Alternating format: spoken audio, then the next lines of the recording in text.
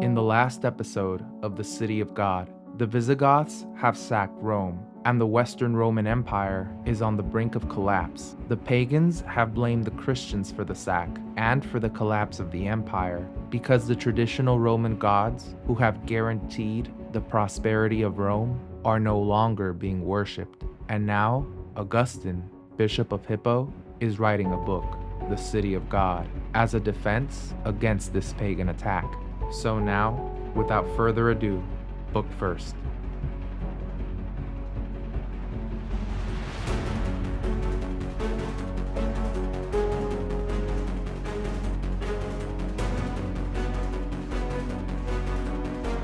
Okay, let's start with some context. The major theme in this first book is the problem of suffering. In Augustine's world, suffering and death was everywhere. Many infants died soon after being born, women died soon after giving birth, and any infection could mean the end of life. Pain was endured without aspirin, surgery was done without anesthesia, and without refrigeration, the smell of rot and decay was present everywhere. All that to say, suffering was inevitable. So much so that the very first chapter of this book is dedicated to this problem of suffering. Now, the pagans, of course, said that Rome's calamities and suffering were only made worse by the fact that the Roman gods were no longer being worshipped. And this is where Augustine's critique begins. For starters, Augustine says that when the Visigoths sacked Rome, the churches were protected, and all of the pagans who ran to the churches to have their lives spared were spared. Don't burn the churches! Leave the churches! And he says that this is not normal in history. As a matter of fact, he challenges the pagans to find one instance in history where the populace of a city was spared because they ran into the temples of their gods. He even quotes the Roman poet Virgil, where Aeneas saw dying Priam at the shrine, staining the hearth he made divine. Now, Aeneas is very important in this chapter, because Aeneas is the ancestor of Romulus and Remus, the founders of ancient Rome. The Roman poet Virgil wrote his epic poem, the Aeneid, where he explains that Aeneas is one of the few Trojans who were not killed or enslaved when Troy was sacked by the Greeks.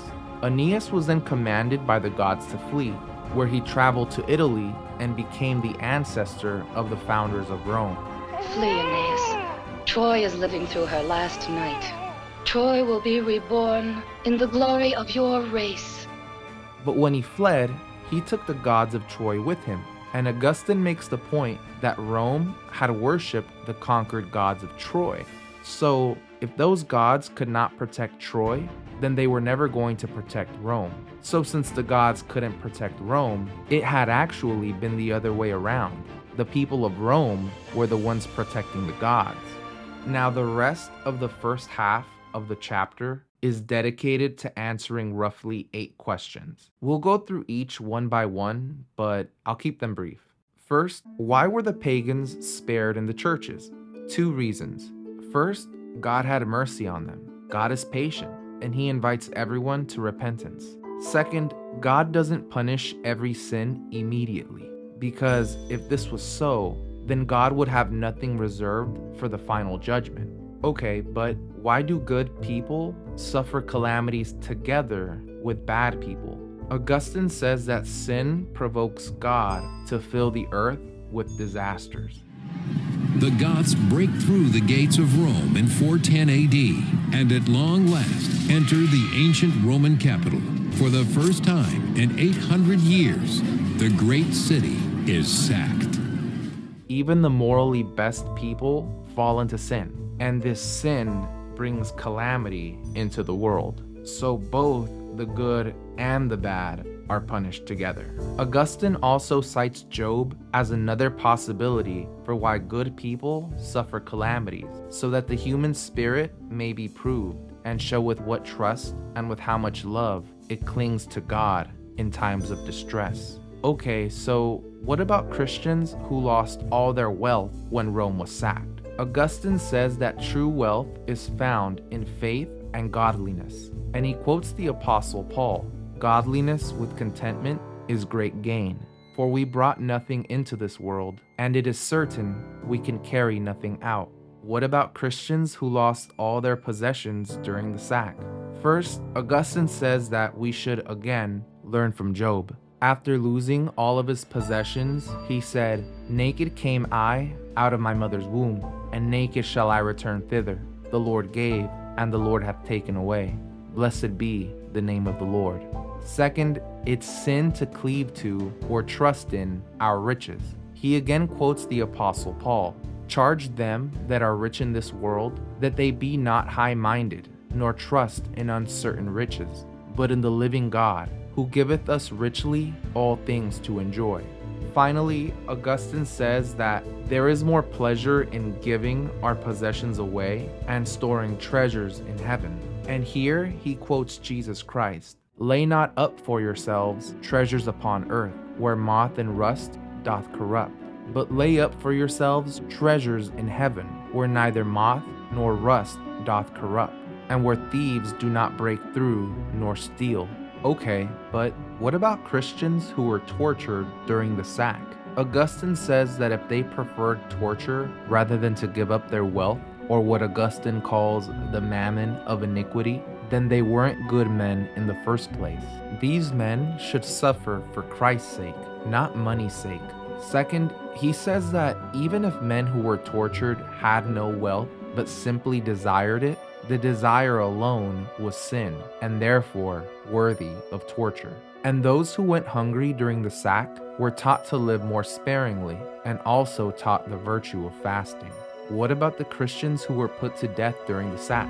Augustine says that if everyone is appointed to die, then death shouldn't be judged an evil. Rather, death is only evil if there is punishment to come afterwards. But Christians won't receive punishment, so death cannot be said to be an evil in this case. Okay, well, what about Christians who went unburied after their death? Augustine says that Christians don't suffer harm in the afterlife if their earthly bodies go unburied. Funeral rites are for the living, not the dead. And he tells the pagans that even their greatest philosophers, Diogenes, Seneca, and Cicero, despised burials. And what about Christians who were taken captive? Well, the prophet Daniel and his friends were taken captive to Babylon, and God didn't fail them, even in captivity. As a matter of fact, it was the opposite. God showed them favor. The prophet Jonah was also taken captive in the belly of a fish, and God had mercy on him as well. So all those questions cover the first half of the chapter. But the second half of the chapter is dedicated to answering roughly 3 more questions, 2 of which are touchy issues. First, what about Christian women who were violated during the sack? Yeah, like I said, it's a touchy issue. But Augustine doesn't shy away from answering the question. Here's his answer. He says that virtue or purity is found in the soul and in the will, not the body. Quoting Augustine directly, he says, "Purity, both of the body and the soul, rests on the steadfastness of the will, strengthened by God's grace, and cannot be forcibly taken from an unwilling person." He gives the example of a virgin woman who goes to meet her seducer with the intention of sleeping with him. Augustine says that from the moment she makes the decision to lie with him, the sanctity of her soul was lost. And it's the sanctity of the soul that sanctifies the body, not the other way around. So even if the body is violated unwillingly, the sanctity still remains. Okay, so here's the big question tying everything together. Why does all this suffering happen?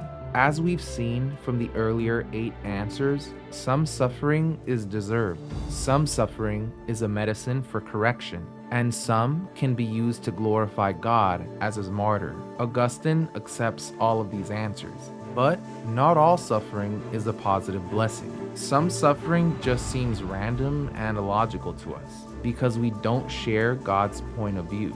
Augustine quotes the Apostle Paul, "Unsearchable are his judgments, and his ways past finding out." Augustine admits that this is a weak argument, but there is no stronger alternative. When Job suffered, one of the main points in the text is that he had no idea why he was suffering, and he never found out. And we too are in that same position. And this leads into the final question, which is it ever okay for a Christian, or anyone for that matter, to end their own life? Because as you can imagine, these kinds of traumatic experiences could lead to these kinds of decisions. Now, here's where things get interesting. The Romans found the concept of ending your own life as acceptable in certain circumstances. As a matter of fact, Lucretia and Cato the Younger, two of Rome's greatest heroes, took their own lives. They both sacrificed themselves for the good of the city. Lucretia was a woman who was violated, and then she took her own life. But her sacrifice led to the expulsion of the kings from Rome, and thus ushered in the beginning of the Republic. Cato, on the other hand, took his own life when it became clear that Julius Caesar would overthrow the Republic, and his death signified the end of the Republic. Both of them were memorialized as noble and brave heroes in Roman history, but Augustine revises these accounts. We'll see Augustine do this over and over again, taking what the Romans believed was great about their history and inverting that supposed greatness to illustrate its flaws. For starters, Augustine's position is that to take your own life is morally forbidden. He cites the 10 Commandments where it says, "Thou shalt not kill." Though he says that there are exceptions to this rule. One exception could be if you are justified by a just law. For example, if you're an executioner and have to put someone to death for murder. In this case, the executioner represents the just laws of his state and is thereby justified in taking the murderer's life. Another exception is when God himself gives divine permission. And Augustine cites Samson as an example. God gave Samson the strength to destroy the enemies of Israel one last time, but at the expense of his own life. My eyes have seen thy glory, O God. Now let me die with my enemies. And unless you find yourself in one of these special exceptions, ending your own life is morally forbidden. So, going back to Lucretia, Augustine presents a dilemma to any student of Roman history. Was Lucretia an adulteress, or was she innocent? She was obviously not an adulteress because she was violated unwillingly. But if she was innocent, then by taking her own life, she took the life of an innocent person, that of her own. And this begs the question, why the need to sacrifice yourself in the first place if you're innocent? Augustine says that she ended her life not for the love of purity, but as a response to shame. Cato the Younger, however, was given command of the city of Utica to prepare to fight off Julius Caesar upon his arrival. But once it became clear that the city would fall, Cato stabbed himself in the abdomen with a sword, thereby taking his own life. He did so to express contempt of a life to be lived in servitude to Julius Caesar, as opposed to the freedom under the Roman Republic. It was almost as if he was saying that the world was now unworthy of his habitation, now that the real Rome, the Rome of liberty and virtue, was dead. But just as in the case of Lucretia, Augustine raises another dilemma. If taking his own life was the right decision to make, then why didn't Cato urge his son to make the same decision? If you can, you should make your peace with Caesar. I don't know about that. I shall do whatever you do. I wouldn't do that. Go your own way. Cato was fine with the thought of his son living on under Julius Caesar. But Augustine points out that this indirectly means that a life lived out under the reign of Julius Caesar is not worse than death. And if that's so, then why did Cato take his own life? Augustine concludes that the only possible answer is that he stabbed himself out of spite for Julius Caesar. This all concludes with the suggestion that ending one's own life is the end or the goal of the earthly city. something that he will contrast with the city of God later on in the book. The best example the pagan Romans had of a truly virtuous person in the face of death is Marcus Attilius Regulus. Regulus was a Roman general who fought against Carthage in the First Punic War. He won a great victory over them, but eventually suffered defeat and was captured. The Carthaginians then sent him back to Rome to negotiate for a prisoner exchange or peace terms, and he swore to the Carthaginians under oath to the gods that he would return. When he arrived to Rome, he told the Romans to accept neither the peace terms nor the prisoner exchange. The Romans begged him to stay, but he refused because of the oath to the gods, and returned to Carthage as their prisoner. Since Rome had rejected the prisoner exchange, the Carthaginians executed him. Here's how Augustine describes his death. They shut him up in a narrow box, in which he was compelled to stand, and in which finely sharpened nails were fixed all round about him, so that he could not lean upon any part of it without intense pain. And so they killed him by depriving him of sleep. Augustine tells the pagans that if Regulus was devoted to their gods, and Regulus was still defeated, captured, and tortured to death, then how can they not see the hypocrisy of blaming Christianity for their current sufferings? And he tells his fellow Christians that they should have the same fearless attitude toward death when conquered by their enemies. But since Christians worship the true God, God will not abandon them, even in the hands of their enemies. And now for the conclusion. Augustine says that those who complain of Christianity being the problem really just want to live a life of unrestrained pleasure. This is why Scipio, that is Publius Cornelius Scipio Nasica, didn't want to destroy Carthage, because he feared security, that enemy of weak minds. Augustine says that when Carthage was destroyed, the Roman Republic destroyed itself through seditions and civil wars. And then later on, the gods of Rome gave them their Roman games. And these games were a pestilence because they infected the morals of their worshippers. You see, Roman spectacles often involved real violence, witnessed by the audience. There were sex shows and snuff films performed live and on stage, with real blood spraying the audience. There was a phenomenon which has been called fatal charades. And these are spectacles which would lead to the death of someone on stage. And Nero is particularly notorious for this. And Augustine holds nothing back in criticizing these cultural spectacles. He said, "How is it that while even the Eastern nations are bewailing your ruin, and while powerful states in the most remote parts of the earth are mourning your fall as a public calamity, ye yourselves should be crowding to the theaters? The seductions of evil-minded devils had more influence with you than the precautions of prudent men." And Augustine always refers to the Roman gods as devils, because to him, that's what they were. And finally, Augustine concludes Book 1 with the two cities, the city of God and the earthly city, which are entangled together in this world until the last judgment, when they're finally separated. He teases the reader by saying that he will write about the rise, the progress, and the end of both cities. But in the next 2 chapters, Augustine will seek to destroy the pagan idea that Rome was great.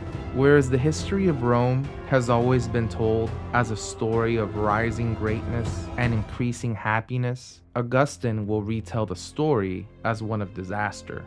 Is he right? We'll find out in the next episode. I'll see you then.